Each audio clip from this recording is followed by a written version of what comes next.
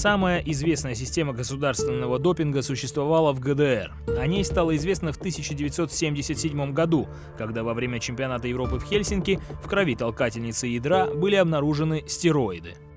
Международная федерация легкой атлетики дисквалифицировала ее на 12 месяцев, но ГДР продолжала развивать программу системного применения допинга, которая принесла огромное количество медалей. Спринтер установил новый мировой рекорд, пробежав 100 метров за 9,79 секунды. Только 3 дня спустя мир узнал, как ему это удалось. Канадец принимал запрещенный стероид станозолол.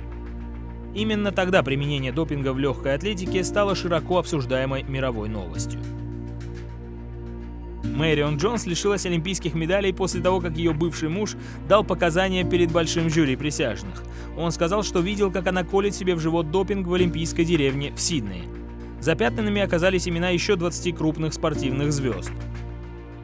В 2013 году анализ американского спортсмена на допинг оказался положительным. Его возвращение на беговую дорожку после годичного запрета вызвало немало вопросов. Все гадали, что будет, если он выиграет чемпионат мира в Пекине. Но этого не произошло. Комментаторы предположили, что этим он, возможно, спас репутацию своего вида спорта. Лилия Шобухова стала катализатором нынешнего скандала, потрясшего российскую легкую атлетику.